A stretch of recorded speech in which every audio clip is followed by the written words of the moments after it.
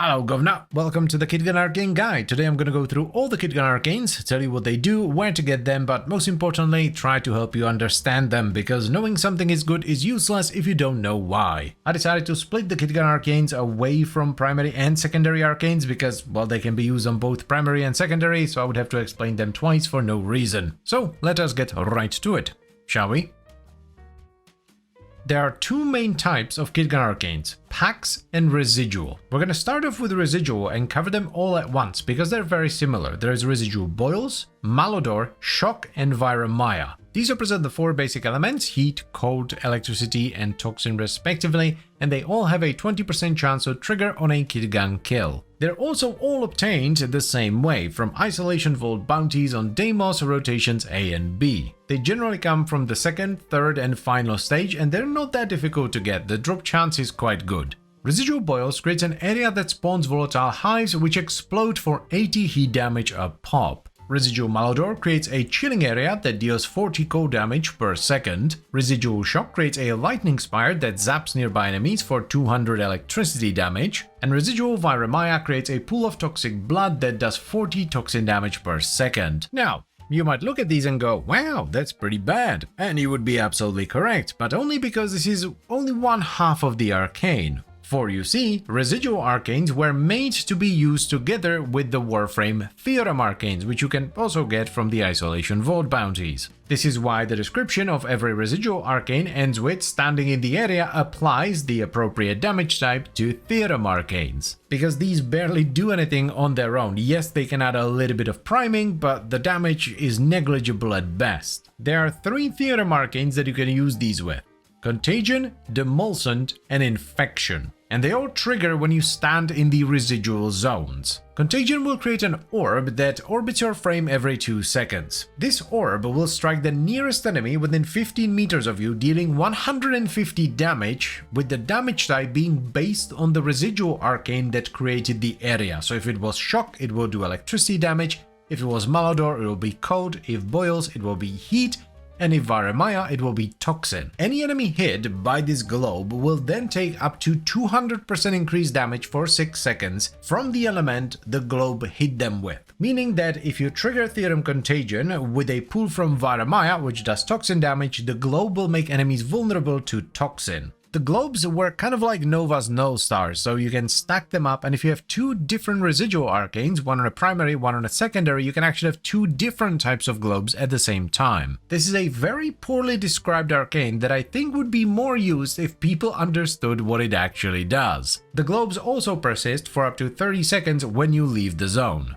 Theorem Demulcent will give you up to 12% weapon elemental damage per second, stacking up to 15 times, so a total of 180% weapon elemental damage, with the element once again being based on the residual zone you are standing in. This bonus elemental damage is additive to modded elemental damage, and it also combines with modded elemental damage. So if, for example, you're running primed cryo rounds on your weapon and you're standing in a residual zone created by Viremaya, it will combine with primed cryo rounds and give you an absolute truck ton of vital. The bonus weapon elemental damage will also persist for up to 20 seconds when you leave the residual zone. This is once again not a terrible arcane. 180% bonus elemental damage is more than a primed elemental mod. But because once again this is on two separate arcanes that you have to get and put on at the same time in order to go, aha, this is what it does, people don't really use it all that much. And the final Theorem Arcane is Infection. This, while standing in a residual pool, increases the damage of your companions and summoned allies by up to 24% every second,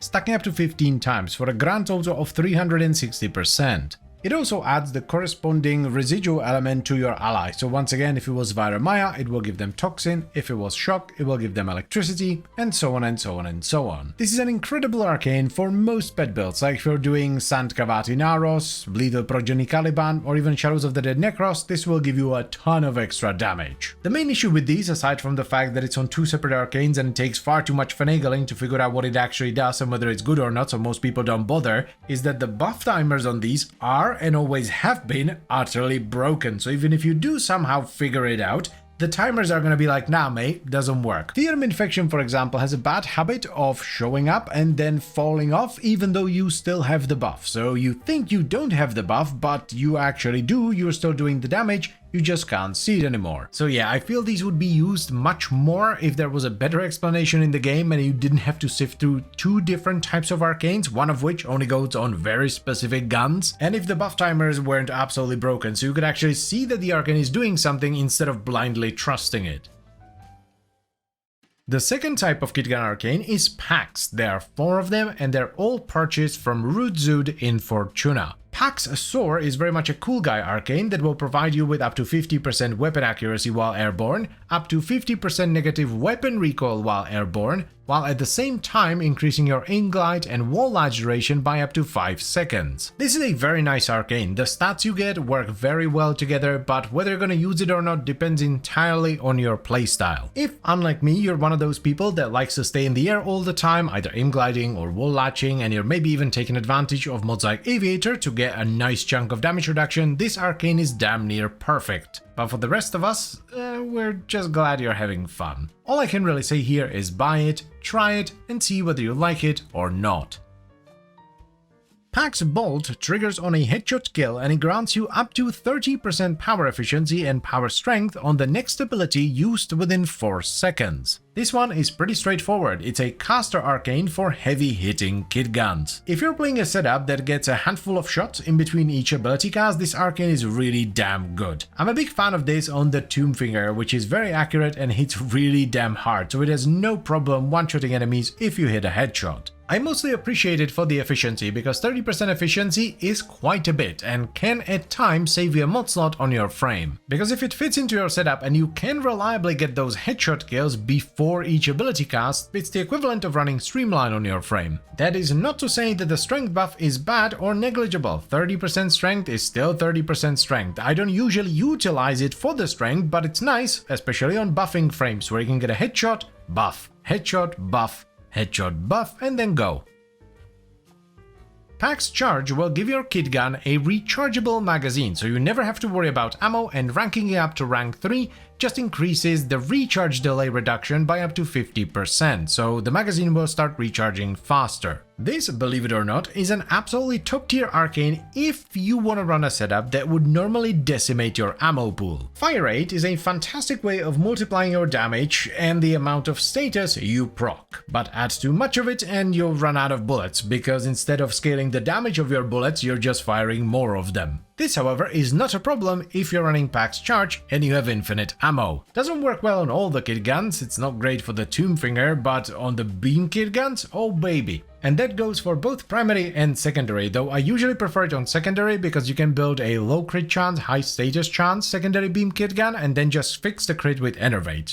Basically just make your own customized new core. The difference there, of course, being that you can slap on Pax Charge and then scale as much fire rate as you want. If you did that on the new core, it would be very fun indeed, but only for about 2 minutes. You can of course use it on other kit gun types as well and with different kit gun builds, but it's best used when you're running a build that would normally blow through your ammo in about a minute or 2, and ammo mutation is simply not enough.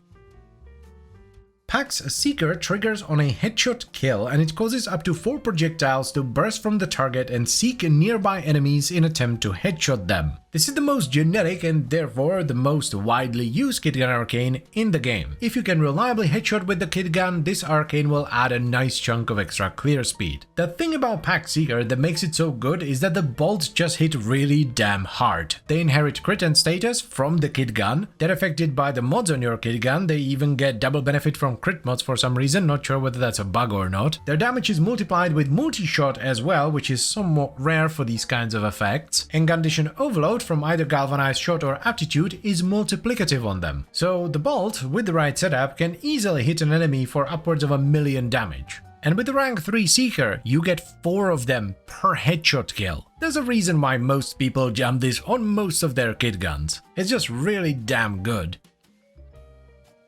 And that is it for all the KITGUN Arcanes, so I thank you very much for watching. As always guys, I hope you understand these arcanes a little bit better now, and you will experiment with them a little bit more. I would also like to extend a special thank you to all the channel members. Thank you very much guys, I really appreciate your support, it really does mean a lot to me. And I'll see you next time, bye bye.